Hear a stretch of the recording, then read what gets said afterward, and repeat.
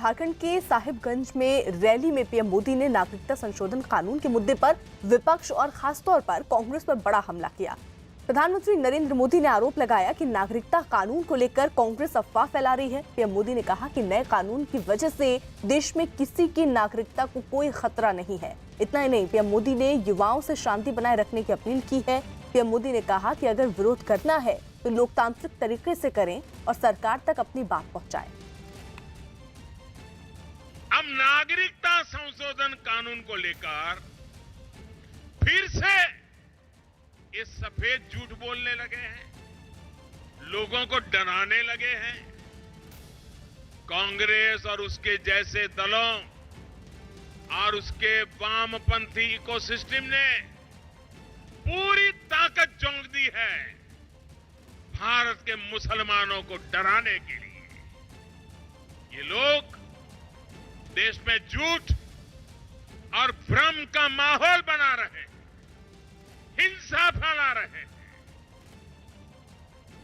जबकि ये बात पत्थर की लकीर की तरह साफ है कि नागरिकता संशोधन कानून से भारत के एक भी नागरिक को, चाहे वो हिंदू हो, मुसलमान हो, ईसाई हो या पारसी हो, किसी की भी नागरिकता पर कोई असर नहीं होगा।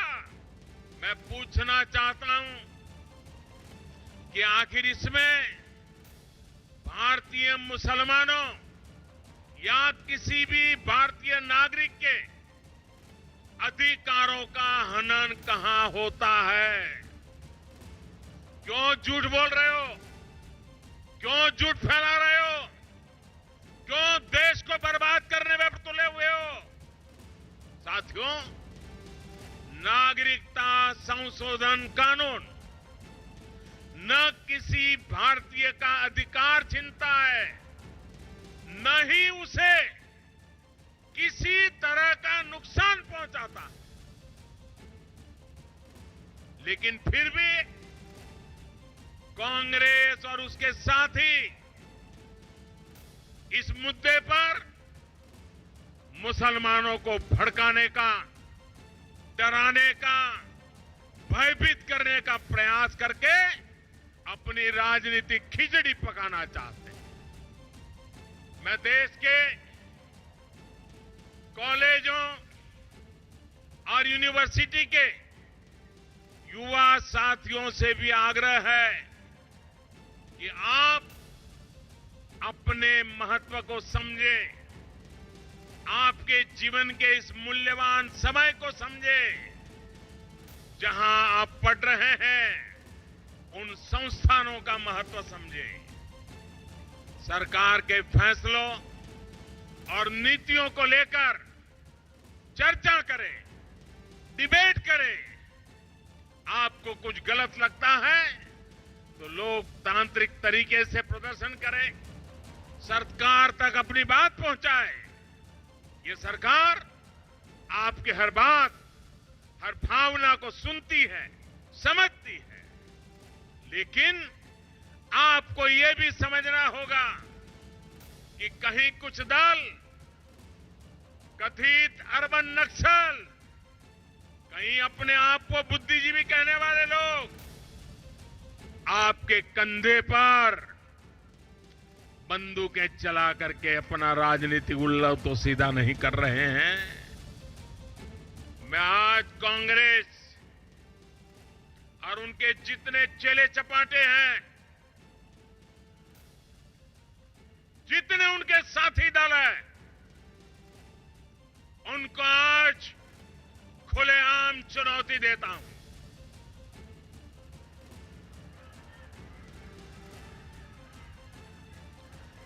अगर उनमें हिम्मत है, अगर उनमें हिम्मत है तो वो खुल करके घोषणा करें। अगर उनमें हिम्मत है तो खुल करके घोषणा करें।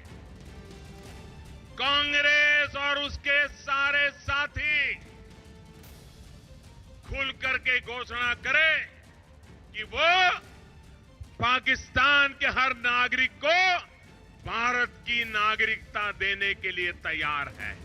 कह दे जरा, देश उनका हिसाब चुकता कर देगा। इतना ही नहीं, अगर कांग्रेस में साहस है तो खुलकर यह भी घोषणा करे कि वो जम्मू कश्मीर और लद्दाख में फिर से आर्टिकल 370 को लागू करेंगे। बोलो जरा, हिम्मत है तो बोलो। मोदी ने हटाया है, आप वापस लाने का देश के सामने घोषणा करके दिखाओ। गुमराह कर रहे हो लोगों को। अरे कांग्रेस में हिम्मत है, कांग्रेस में हिम्मत है।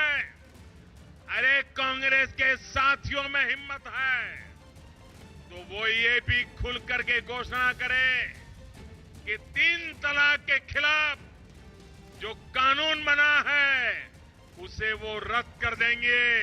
जरा हिम्मत के साथ बताओ। और गृह मंत्री अमित शाह ने अपील की कि नागरिकता कानून के विरोध में जो हिंसा फैला रहे हैं, लोग उनको पहचाने और उनके बहकावे में न आए। अमित शाह ने कहा कि नागरिकता कानून से किसी की नागरिकता नहीं जाने वाली और छात्रों को इस कानून के बारे में पढ़ना चाहिए। समूचा विपक्ष आज देश की जनता को गुमराह करने पर तुला है। अभी विद्यार्थियों को भी कहना चाहता हूं कि इस बिल का अभ्यास करिए। आपके पास जो सूचना है वो ठीक नहीं है। ये बिल किसी की भी नागरिकता लेने के लिए कोई प्रावधान रखता ही नहीं है। किसी की नागरिकता, विशेषकर माइनॉरिटीज की, मुस्लिम भाइयों बहनों की नागरिकता कहीं नहीं जाने वाली है। जो भारत के बासिंदे, जो भारत के रहने वाले, और नरेंद्र मोदी जी ने भी इसको स्पष्ट किया। मैं आज दिल्ली की जनता को कहना चाहता हूं, एक विपक्ष, केजरीवाल एंड कंपनी और कांग्रेस पार्टी जो गुमराह कर कर दिल्ली की शांति को, पानी में जो कंकर डालने का काम कर रहे हैं, उनको पहचानने की जरूरत है। और मैं युवाओं को भी कहना चाहता हूं, साइट पर एक्ट पड़ा है, इसको पढ़ लीजिए। अगर कोई प्रावधान के अंदर किसी को अन्याय होने वाला कुछ दिखाई पड़े तो हमें बताइए। उत्तर प्रदेश के सीएम योगी आदित्यनाथ नागरिकता कानून के विरोध पर विपक्ष पर हमला करते दिखे। उन्होंने कहा कि विपक्ष घड़ियाली आंसू बहा रहा है।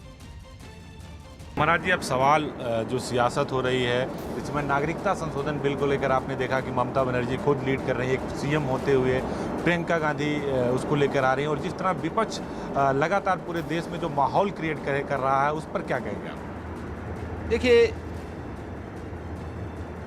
खिसियानी बिल्ली खंबा नोचे वाली स्थिति आज विपक्ष पर लागू होती है। इनके जो ये आंसू हैं, घड़ियाली आंसू के सिवाय कुछ नहीं है, और इनके कृत्य विशुद्ध रूप से राष्ट्रद्रोह की श्रेणी में आते हैं। जो कार्य 1947 के आज़ादी के तत्काल बाद, संविधान लागू होने के तत्काल बाद देश के अंदर होने चाहिए थे, आज मोदी जी के नेतृत्व की भारतीय जनता पार्टी की सरकार उन गलतियों का परिमार्जन कर रही है। चाहे वह कश्मीर में धारा 370 को समाप्त करने की कार्रवाई हो, चाहे वह एनआरसी की कार्रवाई हो, और चाहे वह सीएए से जुड़ा हुआ सिटीजन अमेंडमेंट एक्ट से संबंधित मामला हो। ये देश के हित में दूरगामी परिणाम वाले महत्वपूर्ण निर्णय हैं, ऐतिहासिक निर्णय हैं। दुर्भाग्य है, वोट बैंक की राजनीति करने वाला विपक्ष अब वोट बैंक की उन संकीर्णताओं में जा चुका है जहां पर राष्ट्रतोरक तत्वों को गले से लगाने में भी इनको संकोच नहीं हो रहा है। चाहे वह सुश्री ममता बनर्जी जी का मामला हो, चाहे वह प्रियंका वाड्रा जी का मामला हो, चाहे वह विपक्ष के नेताओं के बोल हों, दुर्भाग्यपूर्ण तरीके से इनके वही बोल हैं जो भारत का दुश्मन बोलता है। यूपी के सीएम योगी आदित्यनाथ ने कहा कि अगर उनके सीएम रहते अयोध्या में मंदिर बनता है तो ये उनके लिए गौरवशाली मौका होगा। उत्तर प्रदेश हो या देश का कोई कोना, एक सियासत का ऐसा नाम जिसकी डिमांड पूरे देश में होती है। हम बात कर रहे हैं उत्तर प्रदेश के मुख्यमंत्री योगी आदित्यनाथ की, जो गोरक्षा पीठ के पीठाधीश्वर भी हैं, साथ ही उत्तर प्रदेश के मुख्यमंत्री। लेकिन इनकी डिमांड अगर बात की जाए तो पूरे देश में होती है। हम उन्हीं से पूछते हैं कुछ सवाल। न्यूज़ 18 पर फैसले के बाद, जब से राम मंदिर का फैसला आया, पहला इंटरव्यू होगा न्यूज़ 18 पर एक्सक्लूसिव। महाराज जी, शुरुआत राम मंदिर से करते हैं क्योंकि एजेंडे में भी रहा है। आप जिस पीढ़ी से जुड़े हुए हैं, दिग्विजयनाथ महाराज जी, अभयनाथ महाराज जी, और आप तीसरी पीढ़ी है जो इस आंदोलन से जुड़ी है, चाहे 1949 की बात हो, चाहे जब ताला खुला तब की बात हो, मूर्ति स्थापित हुई तब की बात हो, सबसे ज़्यादा खुशी आपको इस समय हो रही हो? देखिए, मेरे लिए तो वास्तव में एक गौरवशाली क्षण है और भावनात्मक क्षण भी है। हमारा गोरक्षपीठ 1934 से राम जन्मभूमि मूवमेंट से जुड़ा हुआ है। मेरे दादा गुरु ब्रह्मलीन महंत दिग्विजयनाथ जी महाराज 1934 में और 1949 में अयोध्या मूवमेंट के साथ जुड़े थे और उसका नेतृत्व करता थे। मेरे पूज्य गुरुदेव ब्रह्मलीन महंत अभेद्यनाथ जी महाराज 1983 में गठित श्री राम जन्मभूमि मुक्ति के समिति के अध्यक्ष थे और उनके सामने ही राम मंदिर का ताला खुलता है, उनके सामने ही आगे आंदोलन एक चरम पर पहुंचता है और श्री राम जन्मभूमि उच्चाधिकार समिति के अध्यक्ष के नाते भी विश्व हिंदू परिषद के नेतृत्व में चले इस देश के सबसे बड़े सांस्कृतिक आंदोलन में उनकी बहुत महत्वपूर्ण भूमिका थी। मुझे नज़दीक से सब देखने का अवसर प्राप्त हुआ और आज जब मोदी जी और अमित शाह जी ने प्रदेश का दायित्व मुझे दिया है तो प्रदेश के मुख्यमंत्री के रूप में उत्तर प्रदेश में भगवान राम का मंदिर बने तो स्वाभाविक रूप से मेरे लिए ये तो गौरव का क्षण है। और अपने पूर्वजों के प्रति, देश के पूज्य संतों के प्रति, राम मंदिर आंदोलन के लिए विगत 500 वर्षों में बलिदान होने वाले सभी राम भक्तों के प्रति और उन सभी कार्य सेवकों के प्रति जिन्होंने अपने आप को इस आंदोलन के प्रति समर्पित भाव के साथ बलिदान किया था, उन सब के प्रति भी नमन करने और उन सब को श्रद्धांजलि देने का भी एक अवसर मेरे सामने इस प्रकार के आयोजन के माध्यम से होगा। दिल्ली के जामिया नगर और जाफराबाद में हिंसा के बाद सीएम केजरीवाल ने दिल्ली के लोगों से शांति की अपील की है। उन्होंने ट्विटर पर लिखा कि मेरी सभी दिल्ली वासियों से अपील है कि शांति बनाए रखें। एक सभ्य समाज में किसी भी तरह की हिंसा बर्दाश्त नहीं की जा सकती। हिंसा से कुछ हासिल नहीं होगा, अपनी बात शांति से कहनी है। नागरिकता कानून के मुद्दे पर विपक्ष के नेता राष्ट्रपति रामनाथ कोविंद से मिलने राष्ट्रपति भवन पहुंचे हैं। विपक्ष के इस प्रतिनिधि मंडल का नेतृत्व कांग्रेस अध्यक्ष सोनिया गांधी कर रही हैं। सोनिया गांधी के साथ टीएमसी नेता डेरेक ओब्रायन, आरजेडी, एसपी और लेफ्ट के साथ साथ विपक्ष के दूसरे नेता भी पहुंचे हैं। सारे डेलीगेशंस विरोधी पक्ष के जा रहे हैं राष्ट्रपति जी के यहाँ, उनके जाने का अधिकार है, लेकिन एक ही आग्रह करूंगा, कृपया करके देश में सांप्रदायिक तनाव को आगे न बढ़ाएं। देश में शांति होनी चाहिए और जैसा माननीय प्रधानमंत्री जी ने कहा है, गृह मंत्री अमित शाह जी ने कहा है और मैंने भी कहा है, ये जो नया कानून बना है सिटीजनशिप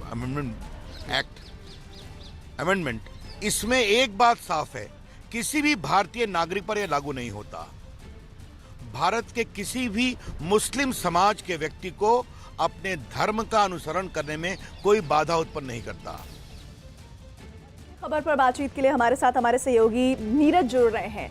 नीरज, राष्ट्रपति भवन पहुंच गए हैं मुलाकात करने के लिए। तमाम विपक्षी पार्टी के नेता, सोनिया गांधी अगुवाई कर रही हैं। उम्मीद कितनी है इनको और इनकी उम्मीद पूरी हो पाएगी या नहीं? संभावना किस बात की लगती है? देखिए, करीब आधे घंटे ये मुलाकात के लिए विपक्षी पार्टियों के नेताओं की, सोनिया गांधी के नेतृत्व में तमाम विपक्षी पार्टियों के नेता पहुंचे थे और ये बैठक अब से कुछ ही मिनट पहले खत्म हो गई है और अब से चंद मिनटों के बाद तमाम नेता जो है ब्रीफ करेंगे मीडिया को। दरअसल मांग ये है, विपक्षी पार्टियों के नेताओं ने जो राष्ट्रपति को ज्ञापन सौंपा है उसमें ये मांग की गई है कि नागरिकता संशोधन कानून के बाद देश में जो हालात पैदा हुए हैं उस पर राष्ट्रपति कोई पहल करे, क्योंकि विभिन्न इलाकों में देश के अलग अलग हिस्सों में प्रदर्शन हो रहा है और इसी मसले को लेकर पहुंचे थे। नागरिकता संशोधन कानून का विरोध तो विपक्षी पार्टियां कर ही रही हैं, जिसमें कांग्रेस प्रमुख है, लेकिन उस कानून के लागू होने के बाद जो विरोध प्रदर्शन जामिया विश्वविद्यालय, उत्तर पूर्व के राज्यों और देश के अलग अलग कोने पर हो रहा है, उन तमाम स्थितियों के बारे में अवगत कराया है राष्ट्रपति को विपक्षी पार्टियों ने, और ये मांग की है कि कोई पहल करे। तमाम विपक्षी पार्टियों के नेता इस वक्त हमारे सामने मौजूद हैं और वो राष्ट्रपति भवन से निकल चुके हैं और अब से थोड़ी देर बाद मीडिया को संबोधित करेंगे। सोनिया गांधी के नेतृत्व में कांग्रेस के बड़े नेता गुलाम नबी आजाद, अहमद पटेल, कपिल सिब्बल, सीपीएम के सीताराम येचुरी, सीपीआई से डी राजा, कांग्रेस के एके एंटनी और दूसरे तमाम नेता क्या शामिल। तो सोनिया गांधी अब ब्रीफ करने आ रही है। तो विपक्ष लगातार इस बात को खुलकर कह रहा है कि कानून सांप्रदायिक है और इसे केंद्र सरकार को वापस लेना चाहिए। इसी के तहत ये मुलाकात हुई है और थोड़ी देर में प्रेस ब्रीफिंग भी होने वाली है विपक्षी पार्टियों के नेताओं की। हमारे साथ नीरज लगातार बने हुए हैं। नीरज, अभी हम कानून मंत्री को भी सुन रहे थे, उन्होंने कहा कि मेरी एक दरख्वास्त है कि आप राष्ट्रपति जी से मिलिए, कोई दिक्कत नहीं है, लेकिन सांप्रदायिकता जिस तरह की हो रखी है इस वक्त दिल्ली समेत पूरे देश भर से, जिस तरह से लगातार अराजक तत्व एक्टिव हो रखे हैं, उस बात को तवज्जो ना दें अपनी बात रखते हुए। क्या लगता है कि विपक्षियों ने इस बात को तवज्जो दी होगी? देखिए, बिल्कुल विपक्ष ने अपनी बात रखी है और कांग्रेस अध्यक्ष सोनिया गांधी अब मीडिया के सामने मौजूद है। उन्होंने ज्ञापन सौंपा है तमाम विपक्षी पार्टियों के नेताओं के साथ और वो मीडिया को संबोधित कर रहे हैं। तो तस्वीर आपको दिखा रहे हैं, ये बड़ी तस्वीर। नीरज कुमार हमसे बात कर रहे थे, हमारे सहयोगी। सोनिया गांधी अगुवाई करती हुई इन तस्वीरों की, जिसमें गुलाम नबी आज़ाद उनके साथ हैं, एके एंटनी भी मौजूद हैं और एसपी के साथ साथ तमाम विपक्षी पार्टियों के नेता जो इस बिल को लेकर, कपिल सिब्बल भी आपको नजर आ रहे हैं, मौजूद हैं, जो ये बताने की कोशिश कर रहे हैं कि ये पूरी तरह से गलत है कानून और इस पर राष्ट्रपति से वो उम्मीद कर रहे हैं। लेकिन क्या राष्ट्रपति का टेक होता है, उससे पहले ये प्रेस कॉन्फ्रेंस संयुक्त रूप से विपक्ष, डेरेक ओब्रायन भी पीछे नजर आ रहे हैं, क्या ये कहते हैं, और सीताराम येचुरी भी नजर आ रहे हैं इन तस्वीरों में। सोनिया गांधी शुरू करने वाली हैं अपनी बात को। Representative of different parties, 12 of them have met the president to plead with him to intervene in the situation. The situation in the Northeast, which is now spreading throughout the country, including the capital, the Jamia University, because of the act, is a very serious situation. We fear that it may spread even further. We are anguished at the manner in which the police has dealt with peaceful demonstrations. We have the example in Delhi where the police entered the Jamia women hostel and dragged the women students out. It mercilessly beat other students, not only here in Delhi, who were demonstrating, which is their democratic right as is ours to demonstrate. I think you all have seen that the BJP government, that the Modi government seems to have no compulsion when it comes to shutting down people's voices and implement legislations which do not seem to be acceptable to the people and to us in a democracy. Madam, he's alleging that the Congress. I would like other. प्रधानमंत्री कह रही है कि कुछ vested interest है जो इस तरह का डिस्टर्बेंस फैला रहे हैं। We have appealed to the president. We have asked the president to please advise the government to withdraw this diabolical, divisive act. State as the head of the state, उनको government को advice देना है, ये repeal करना है, withdraw करना है, ये नहीं चलेगा, एकदम नहीं चलेगा, क्योंकि this act only will affect the poorest of the poor. Nobody who is rich will be affected. So we've advised this, and as Madam has said, we have also apprised him of the students. There's an upheaval in the whole country. So that is what we've done, 12 political parties. The President of India is the custodian of our constitution. And as the custodian of the constitution, we said that he cannot allow his government to violate the constitution and violate it in such a brazen manner. संरक्षक है हमारे संविधान की, हमारा संविधान का इस तरीके से नंगा उल्लंघन जो हो रहा है, ये स्वीकार नहीं है देश के लोगों को, हम सबको, विपक्षी पार्टियों को। और हमने आवेदन किया राष्ट्रपति जी से कि वो अपनी एडवाइस दे, अपनी सलाह दे उनकी सरकार को कि इस कानून को वापस ले। और ये हमारा आग्रह है राष्ट्रपति महोदय से, और यही आग्रह हम सभी लोगों ने वहां पर उनको बता के आ रहे हैं। ये राष्ट्रपति महोदय से हम लोगों ने ये आग्रह किया कि जो आशंका हमने संसद के अंदर व्यक्त की थी कि इस कानून के बनने के बाद देश में गंभीर स्थिति पैदा हो सकती है, लोगों के मन में भय है और वो सही साबित हो रहा है। ये देश को विघटन की तरफ ले जाने वाला कानून है और जो वो रजिस्टर है एनआरसी, वो और ये दोनों मिलकर देश के लोगों के मन में उन्होंने भय भर दिया है। और जब आतंकित लोग अंदर से हो जाते हैं और गवर्नमेंट कोई सुनने को तैयार नहीं होती है, तो उसके कितने परिणाम खराब होते हैं ये आप सब जानते हैं। और इतिहास अगर पढ़ा होगा और पिछली तरफ मुड़ के देखेंगे तो देखेंगे ये नॉर्थ ईस्ट को तो पूरी तरह से काट दिया देश से। पाकिस्तान यही चाहता है और पड़ोसी देश भी यही चाहते हैं कि हमने उनके देश को तोड़ा, वे हमारे देश को तोड़े। और ये मौका हमारी गवर्नमेंट उन्हें दे रही है। इसलिए हमने राष्ट्रपति महोदय से ये अनुरोध किया है कि वो हस्तक्षेप करें, गवर्नमेंट से कहें कि गवर्नमेंट 2 कदम पीछे हटे, इस विधेयक को वापस ले। अगर देश में शांति ये चाहते हैं और देश को एकजुट रखना चाहते हैं तो, अगर केवल सत्ता में बने रहने के लिए देश को बांटने की कोशिश करते हैं तो अलग बात। 1 मिनट अभी 2-4 पार्टियों ने अभी बोलो 14-15 राजनीतिक दल, 2-3 तो यहाँ पहुँच नहीं पाए क्योंकि आज मौसम की वजह से कुछ फ्लाइट्स लेट हैं। उन्होंने मेमोरेंडम दिया, कांग्रेस प्रेसिडेंट ने मेमोरेंडम सबकी पार्टीज की तरफ से दिया। और मेमोरेंडम में क्या लिखा कि किस जल्दी से सरकार कितनी जल्दबाजी से काम कर रही थी ये बिल लाने की, और उनको मना भी किया था, उनके एडवाइजर्स ने भी और दूसरे राजनीतिक दलों ने भी, कि ये बिल जब कानून बनेगा ये देश के हित में नहीं, ये कॉन्स्टिट्यूशन के मूल जो हमारे मूल आधार हैं उनके खिलाफ, ये देश को बांटने वाला बिल। लेकिन अपनी जो संख्या उनकी लोकसभा में थी और राज्यसभा में जो उन्होंने जोड़ी, उसके आधार पर लोगों की कोई परवाह नहीं की, देश की कोई परवाह नहीं की। देश इस कानून को स्वीकार करे या न करे उसकी कोई परवाह न करते हुए ये कानून बनाया।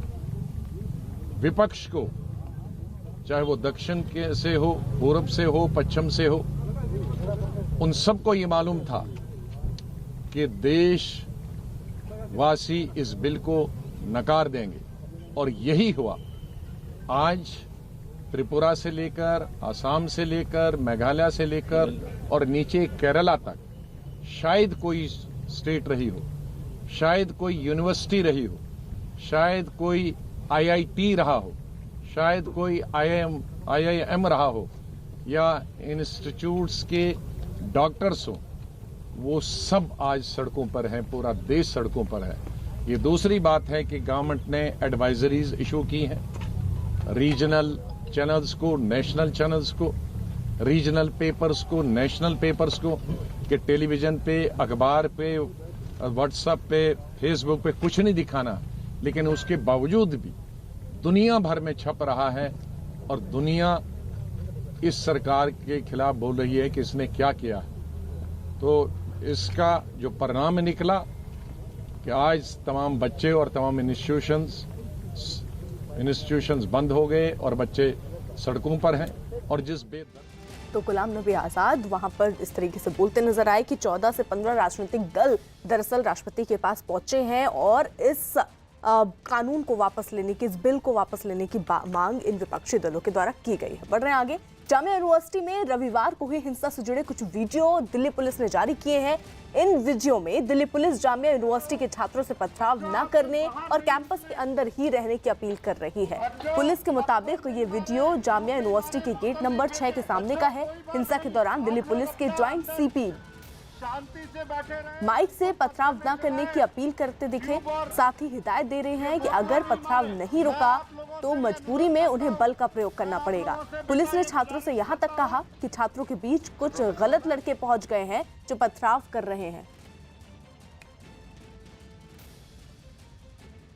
और ये तस्वीरें जाफराबाद की पुलिस की पेट्रोलिंग वहां पर हो रही है। इलाके में फिलहाल स्थिति काबू में है, लेकिन उससे पहले की वो तस्वीरें भी सामने आई थी जब पूरे बाजार को बंद करवा दिया गया था और वहां जमकर पथराव हुआ था। जब पुलिस बल वहां पर पहुंचे उसके बाद भी काफी लोग पथराव करते हुए, कई दुकानों में तोड़फोड़ भी की गई है। फिलहाल यहां पर पेट्रोलिंग करती हुई ये पुलिस नजर आ रही है। इलाके की छानबीन कि वहां सारी स्थिति ठीक है या नहीं। लोगों ने कई गाड़ियों में से पहले जमकर पथराव भी किया, दुकानों के अंदर भी घुस गए थे। हिंसक प्रदर्शन यहां पर किया गया था। दरअसल नागरिकता कानून के खिलाफ इन लोगों का ये प्रदर्शन, जो स्थानीय लोग हैं उनका कहना है कि शांतिपूर्ण तरीके से विरोध किया जा रहा था, लेकिन कुछ लोग जो उस इलाके के नहीं बताए जा रहे हैं वो वहां पहुंचते हैं और पत्थरबाजी शुरू कर देते हैं, जिसके बाद पुलिस को भी वहां उनको हटाने के लिए लाठीचार्ज करना पड़ता है। लोगों को हटाने के लिए आंसू गैस के गोले भी छोड़ने पड़ते हैं, जिसके बाद अब फिलहाल स्थिति वहां पर काबू में है।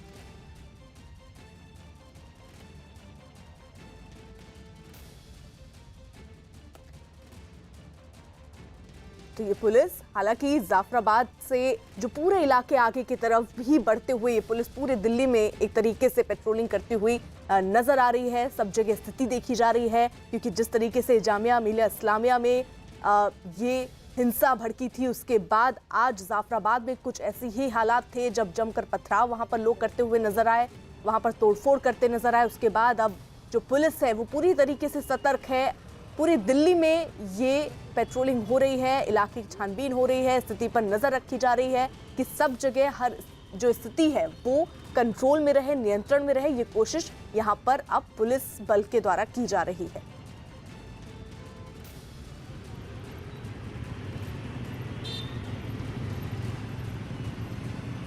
इससे पहले की तस्वीरें आपको बताएं, जाफराबाद में दरअसल हिंसक प्रदर्शन हुआ। वहां पर कुछ लोग शांति से नागरिकता कानून को वापस लेने की मांग पर विरोध अपना जता रहे थे, लेकिन वहां कुछ लोग दाखिल होते हैं जो स्थानीय लोग हैं, उनका कहना है कुछ बाहरी लोग वहां पहुंचते हैं और जमकर पत्थरबाजी उन्होंने की, जिसके बाद वहां पुलिस बल लोगों पर लाठियां बरसाते हुए, उन्हें हटाते हुए और आंसू गैस के गोले भी छोड़ने के लिए मजबूर हुई। उसके बाद पूरी दिल्ली में शांति व्यवस्था बनी रहे, स्थिति ठीक रहे, काबू में रहे, इसके लिए पेट्रोलिंग पुलिस बल के द्वारा की जा रही है। फिलहाल आप तस्वीरों में जो देख रहे हैं, पुलिस की गाड़ियां यहां पर निगाहें टिकाए हुए कि हर जगह पर जाकर स्थिति का जायजा लिया जाए।